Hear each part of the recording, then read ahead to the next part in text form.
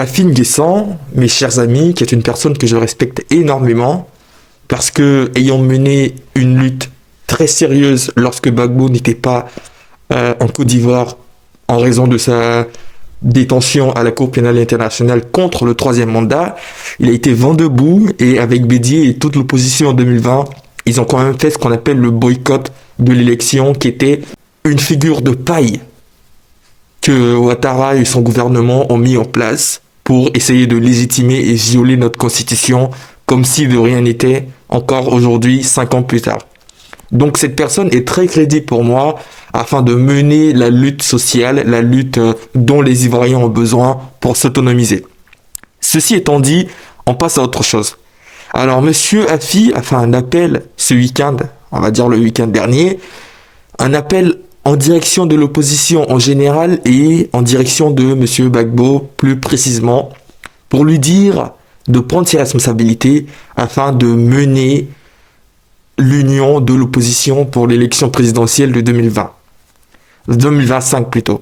C'est très salutaire ce qui s'est passé, parce que passer au-delà de son ego, passer au-delà du fait que lui et Monsieur Gbagbo sont en brouille, ça c'est pas un secret de polichinelle, ça demande de la force et ça demande surtout de passer au-delà des intérêts particuliers afin de former une candidature unique, une personne unique qui irait défendre la vision des plus opprimés. Et c'est tout ce qu'on demande aujourd'hui, parce que si on doit aller à une élection en rang dispersé contre Ouattara, c'est sûr que le RHDP gagnera, ou alors ils passeront très vite au premier tour. Ce que je reproche par contre à Afi, bien au-delà de ses bonnes intentions, c'est d'avoir désigné Gbagbo spécifiquement pour mener cette union de l'opposition. Pour moi, Gbagbo aujourd'hui, et je l'affirme dans toutes mes vidéos, c'est une personne qui n'a rien à faire dans le débat de 2025. Vraiment rien à faire. En tant que candidat ou en tant que je ne sais quoi. Alors, il peut être un conseiller. Il peut être un instigateur, une personne qui mène une lutte sans pour autant prétendre au poste de président de la République de Côte d'Ivoire.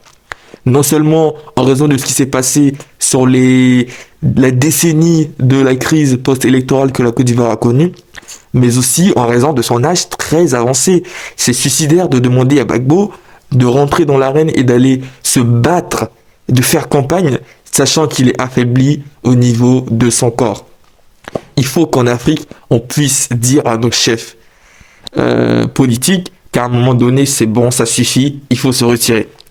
Donc, le choix porté vers Gbagbo, il est très sage, parce que c'est quand même un ancien qui a milité depuis les années 70 contre Houphouët jusqu'à l'instauration dans les années 90, en début des années 90 plus précisément, du multipartisme, et jusqu'à son accession pour couronner toute cette lutte au poste de chef de l'État.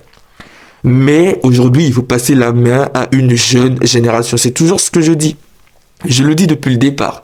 Il y a des gens très compétents dans tous les partis politiques de l'opposition, des gens qui ont un sang très neuf, qui peuvent monter dans l'arène et pas forcément s'accrocher à des figures du passé parce que ces figures seraient, je ne sais quoi, intouchables. Le PPACI dit que le candidat Gbagbo est le candidat naturel de son parti. Pour moi, il se tire une balle dans le pied en faisant ça. Je vois, juste en regardant les grosses têtes politiques du PPACI, plein de gens qui pourraient prendre les rênes, plein de gens qui pourraient succéder à Gbagbo. Awad Don Melo, qui serait pour moi un candidat très bien, une personne très intelligente, c'est un intellectuel comme on n'en fait plus dans le système ivoirien, et qui est très carré, bien que je dénonce ses rapports très proches avec Moscou. Tout simple. Au PDCI, bien que là en ce moment il y a une dissension en interne entre Jean-Louis Billon et Tidjane Thiam, Jean-Louis Billon ayant d'ailleurs hier déclaré ses biens à la haute autorité pour la bonne gouvernance, ça annonce rien de bon pour l'union du parti en vue de l'élection présidentielle de 2025. Alors, si une union doit être faite, elle sera très compliquée, je vous le dis d'avance, puisqu'il y a tous les égos de tous les partis, il y a un programme pas sûr qui puisse être mis en place, parce qu'il faut un programme commun quand on va ensemble pour une élection. Tout ça reste à voir. Mais je salue quand même la démarche d'Afi, qui est passée au-delà de son propre ego pour penser aux Ivoiriens, parce que comme je le dis, sans union, rien ne pourra se produire face au RHDP qui fera une autre forfaiture, qui a l'argent du pouvoir, qui a une bonne base militante et qui pense que Ouattara est le seul génie dont la Côte d'Ivoire ait besoin.